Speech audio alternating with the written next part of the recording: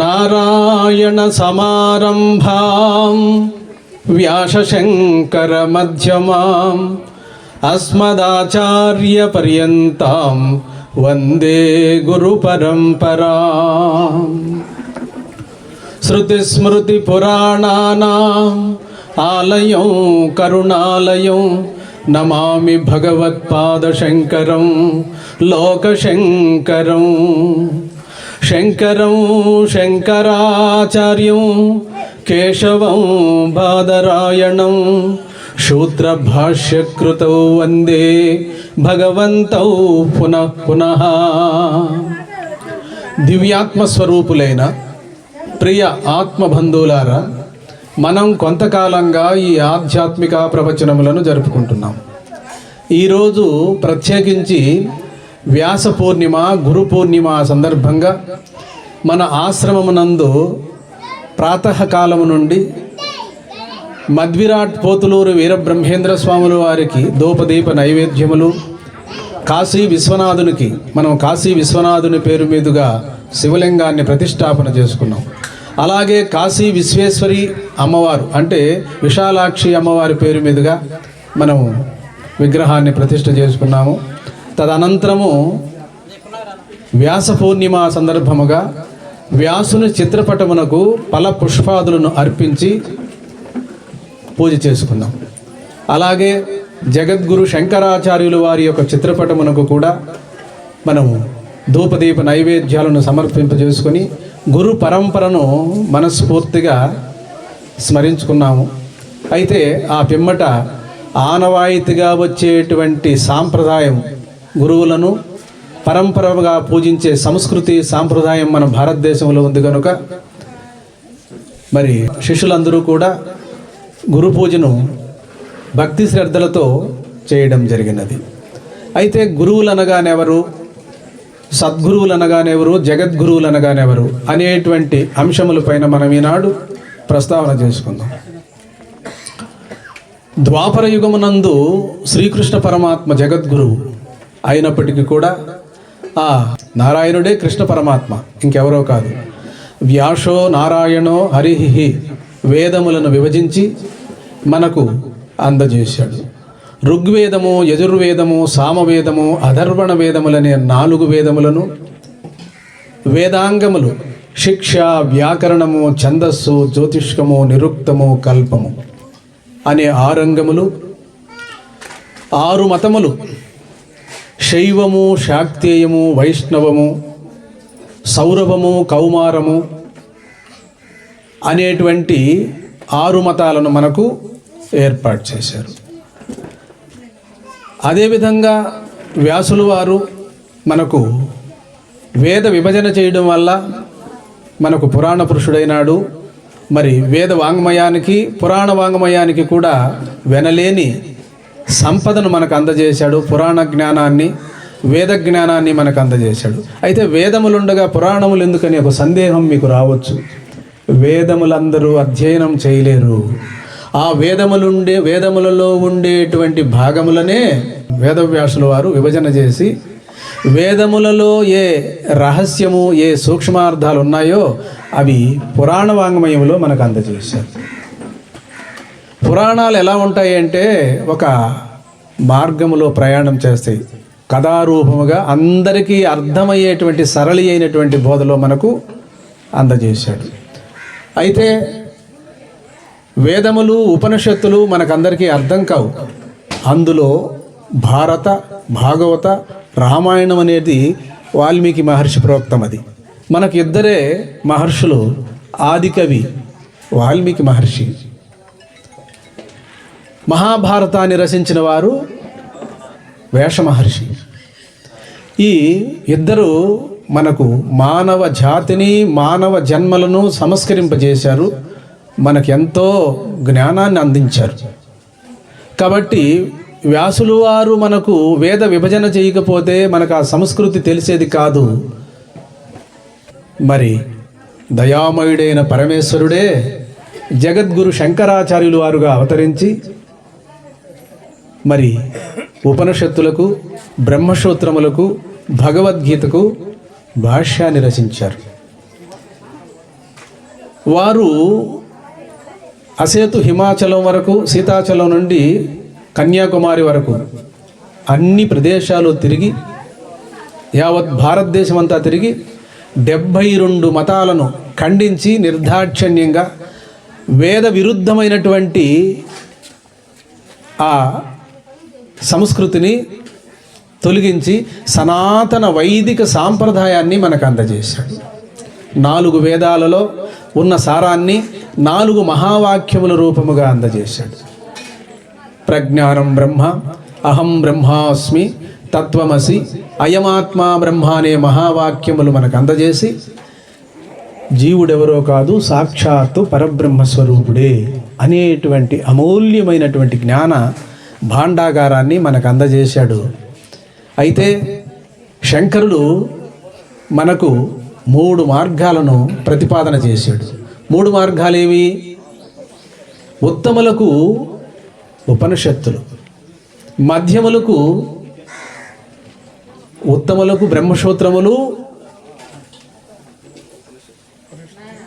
బ్రహ్మసూత్రములు ఉపనిషత్తులు, ఈ ఉత్తములకు.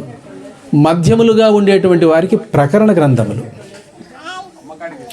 సామాన్యులుగా ఉండేటువంటి వారికి భజగోవిందము, కౌపీన పంచకము, నిర్వాణ షట్కము అనేటివి ఉపనిషత్తుల్లోనూ వేదాలలో ఉండేటువంటి నిగూఢమైన అర్థాలనే భజగోవింద స్తోత్రములో మనకు అందజేశాడు.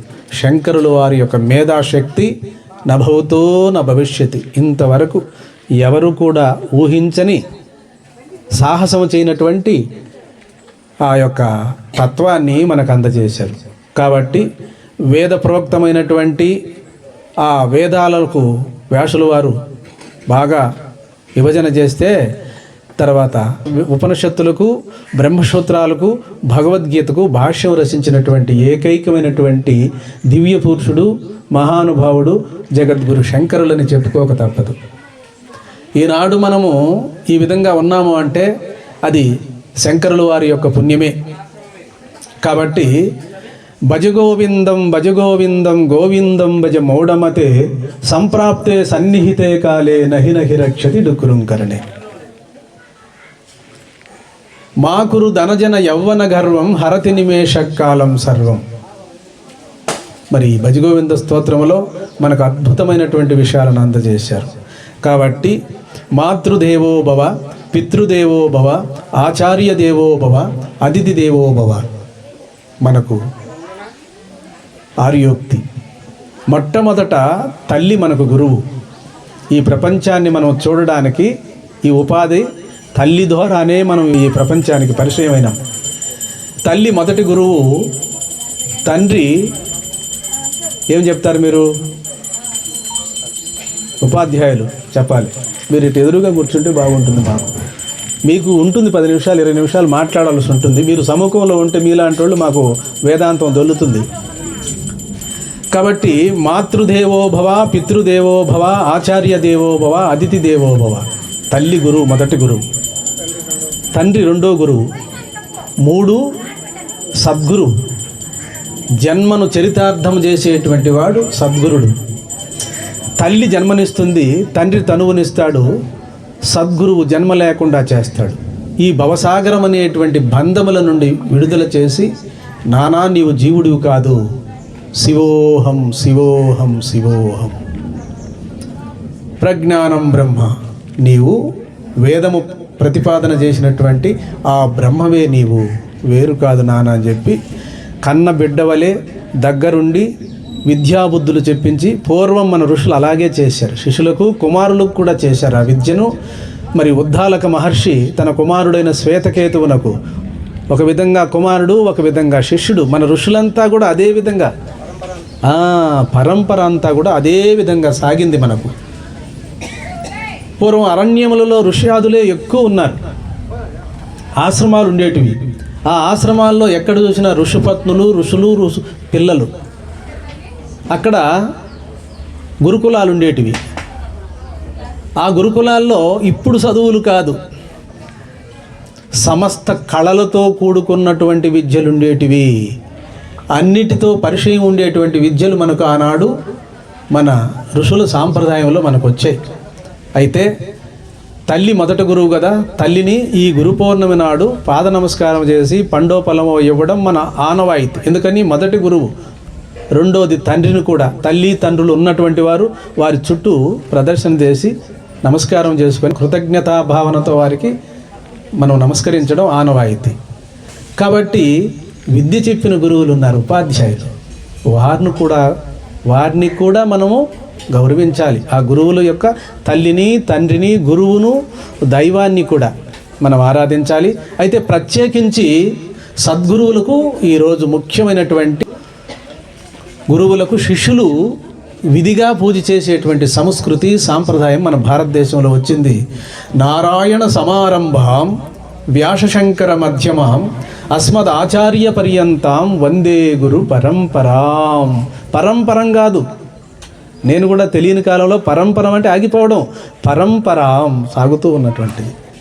ఆ ప్రవాహము నారాయణ నుండి మన గురువుల నుండి సాంప్రదాయంగా మనకు ఇంతవరకు సాగిందండి. ఈరోజు నిజంగా అయితే వ్యాస పూర్ణిమ, దాన్నే బ్రాకెట్లో గురు పూర్ణిమ అంటే వ్యాసుడు జన్మించినటువంటి రోజు, జన్మ దినోత్సవం అని కూడా అంటున్నారు. కానీ దానికి అర్థం వేరే ఉంది, మీరు చెప్తారు, మీకు వదిలేస్తున్న దాన్ని. అలా చెప్పకూడదు, దాన్ని వేరే విధంగా ఉంది, దాన్ని మనం మాట్లాడుకుందాము. కాబట్టి వ్యాసుడు అవతరించిన రోజు అనాలి, జన్మదినాలు కావు. మహాత్ములు జన్మించడం కాదు, వాళ్ళు అవతరించిన రోజు. మనది జన్మదినాలు. ఏమంటారు రాజేష్, రమణ గారు?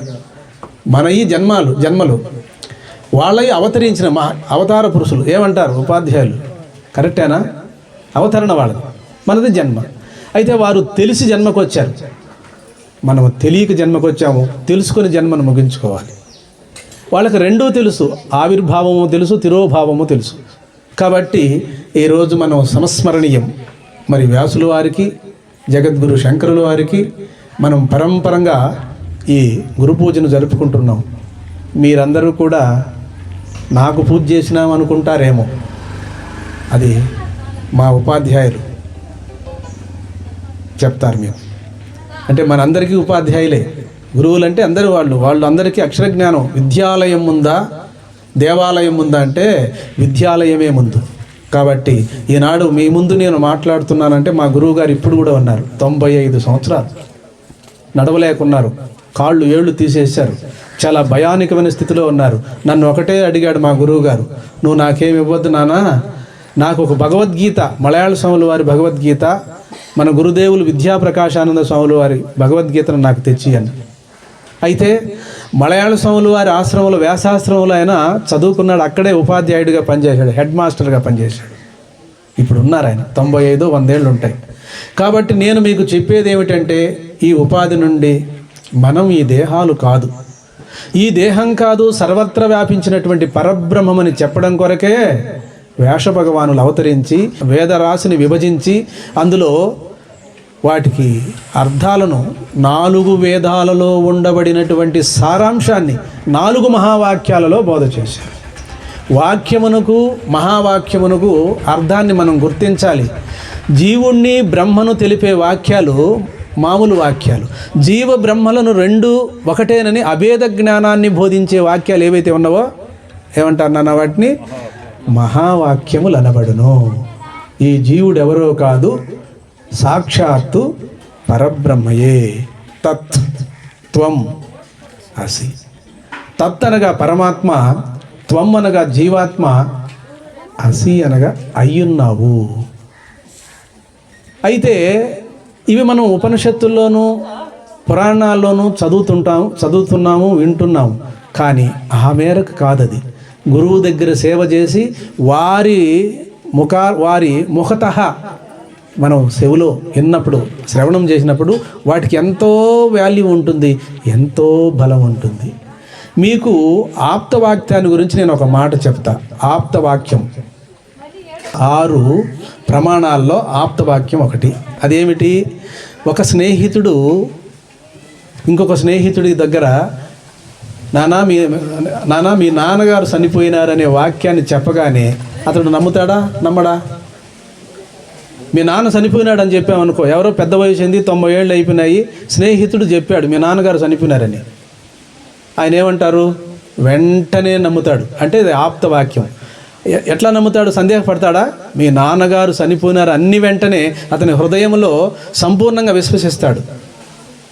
ఆ విధముగా ప్రజ్ఞానం బ్రహ్మ అనేటువంటి వాక్యం నీ చెవును పడగానే సాధన సంపత్తి కలిగి ఉండినేని ఇక నువ్వు ఇంకా తిరుగులేదు నీకు. ఇంకా అది ఆప్తవాక్యం. దశమ పురుషుని దృష్టాంతం మీరు వినే ఉంటారు. ఇది పరమానందయ్య గారి శిష్యుల్లో ఉందిలే, ఈ కథని మీరందరూ వింటూ ఉంటారు. కానీ అది ఎక్కడుంది? వేదాంత డిండిమం అనే దాంట్లో ఉందండి. శంకర భగవత్పాదులు రచించారు. ఒక 10 మంది మందప్రజ్ఞులు నదిని దాటుతూ ఉన్నారు. ఈ కథ అనేక మార్లు మీకు నేను మనవి చేసుకుంటున్నాను. నదిని దాటిన తర్వాత వారికి ఒక సందేహం వచ్చిందంటండి. నదిలో ఎవరైనా కొట్టుకు వెళ్ళారా, మనం ఉన్నామా లెక్క పెట్టుకుంటే దీంట్లో ఉన్న గొప్ప రహస్యం ఏమిటంటే, దశమ పురుషుని దృష్టాంతం అంటే 10 మంది తనను లెక్క పెట్టుకోకుండా 10 మంది రౌండ్గా లెక్క వేస్తే 9 వస్తుంది. అందుకనే దీన్ని దశమ పురుషుని దృష్టాంతము అంటారు. ఏమంటారు? అప్పుడు రోడ్డు మీద ఒక ఆయన వెళుతున్నారు దారిన, తెలివి కలిగిన వారు. ఏమి నాన్న ఏడుస్తున్నారే అని అడిగారు. ఏం లేదు స్వామి, మేము 10 మంది బయలుదేరాము వేరే పొరుగురికి పోవాలని, ఈ మధ్యలో నది అడ్డం వచ్చినది, ఈ నదిలో ఎవడో ఒకడు మా వాడు కొట్టుకొని పోయినాడు, అందుకని మేము ఏడుస్తున్నాము అన్నారు. వారి పిచ్చివాళ్ళారా, మీరంతా బాగానే ఉన్నారే అన్నాడు. ఎట్లా స్వామి, మేము మాలో లెక్క పెట్టుకుంటే రాలేదంటే, మీకు లెక్క తెలియదు, నేను లెక్క పెడతాను అని వరుసగా నిలుచుండండి అని చెప్పి ఒక్కొక్కరి మీద ఒక్కొక్క మొటిక్కాయ వేస్తూ పోయినాడు. ఈ కథ మీకు విన్నవాళ్లే, కానీ అంతరార్థం తెలిసి ఉండదు చాలామందికి. ఒక్కొక్క మొటిక్కాయ వేస్తూ వేస్తూ పోయి 10వ వాడి మీద 2 మొటిక్కాయలు వేసి 10వ వాడు నువ్వే అన్నాడు. అంతకుముందు దుఃఖపడింది, దిగులు పడింది, బేజారు పడింది అతడే కదా. 10వ వాడు పోలేదని తెలుసుకున్నది కూడా వాడే కదా. 10వ వాడు ఏట్లో కొట్టుకొని పోయినాడు అన్నప్పుడు కూడా తాను కొట్టుకొని పోలేదు. అంటే మనకు తెలియనంత మాత్రాన అది లేదని కాదు. నన్ను అడిగారు ఈ మధ్యకాలంలో ఒక సమావేశానికి వెళ్ళాను. వెళితే, స్వామి హఠయోగాన్ని గురించి మీరు అక్కడక్కడ టీవీలో చెప్తున్నారు, హఠయోగం ఉందని పార్వతీదేవికి పరమేశ్వరుడు బోధించాడని మీకు నమ్మకమేమి అని అడిగారు. శిష్యులకు చాలా విచిత్రమైన ప్రశ్నలు వస్తుంటాయి, మనకు కూడా తెలియదు, అప్పుడు మనం కూడా తడువుకోవాల్సి వస్తుంది. కానీ నేను అలా కాదు. మీ ముత్తాత గారిని నువ్వు చూడలేదు, ఉన్నాడన్నా లేడన్నా? తల గీక్కున్నాడు, అక్కడికి ఆగినాడు. కాబట్టి మనకు తెలియనంత మాత్రాన ఆ వస్తువులు పదార్థం లేదని కాదు. పార్వతీదేవికి పరమేశ్వరుడు బోధించాడు గురుగీత. ఇవన్నీ దేశమాన కాలాలకు అనుగుణంగా ఎప్పుడెప్పుడు ఏ విధముగా భగవంతుడు అవతరించి ఏ రూపముగా జ్ఞానాన్ని బోధిస్తాడో అనితర సాధ్యం, అందరికీ సాధ్యం కాదు. కాబట్టి ఈరోజు గురు పూర్ణాన్ని జరుపుకుంటున్నామంటే మన జన్మ సార్థక్యమైనది. ఎన్ని నోములు నోసి మన తల్లిదండ్రులు మనకు జన్మనిచ్చారో అది ఇప్పుడు విలువ మనకు తెలిసింది. అప్పుడు తెలియలేదు చిన్న వయసులో మనకు. కాబట్టి కొంతమందికి భగవంతుడనేటువంటి శబ్దాన్ని కూడా వినలేదండి. వాడి పక్కన ఒక పల్లి ఉంది, నేను ఆ పల్లిలో గుండా వస్తుంటే ఈరోజు వారు మాంసాన్ని కొడుతున్నారండి. అప్పుడు నేను అన్నాను మన శిష్యులతో, నాయన మనకు భగవంతుడు ఎంత మేలు చేసినాడు. అనుభవంలో చెప్పిన వాక్యాలు. ఈరోజు ఇంత సుదినములో వారు నేను తినకూడదనను, అయితే ఈరోజు కనీసం గురు పౌర్ణమని కూడా తెలియక కదా వాళ్ళు ఆ పని చేశారు. వాళ్ళను కూడా భగవంతుడా వీళ్ళను కూడా జ్ఞానాన్ని కలిగించమని నేను కోరుకున్నాను మనసులో. ఎవరు తప్పు కాదు, ప్రతి జీవిలో కూడా భగవంతుడు భావగర్భితంగా ఉన్నాడు. కాబట్టి నేను ఇలా చెప్పుకుంటూ పోతే సమయం నాకే సరిపోతుంది. ఒక్కొక్కరే మీరు లేచి వెళ్ళిపోతారు. మరి నేను ఎవరికి చెప్పాలి? గండి రామకృష్ణానంద స్వాములు వారు అన్నట్టుగా మీరు ఒక్కరుండినా మాత్రం నేను వదిలిపెట్టను, ఒక్కరికైనా చెప్తాను అంటాడు. ఉదయం నుండి కూర్చున్నది కూడా మాకు తెలియదు.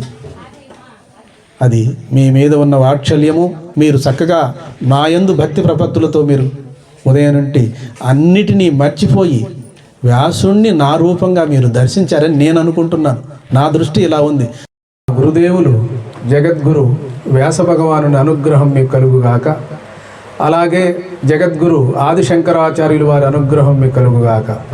అలాగే మూల విరాట్ ఆశ్రమ దైవము మధ్విరాట్ పోతులూరి వీరబ్రహ్మేంద్ర స్వాముల వారి దివ్య ఆశీస్సులు మీకు కలిగి ఈ జన్మలోనే భక్తి జ్ఞాన వైరాగ్యములు కలిగి పరబ్రహ్మ సాక్షాత్కారము కలుగుగాక. సర్వే జనాః సుఖినో భవంతు, లోకా సమస్తా సుఖినో భవంతు. హరి ఓం.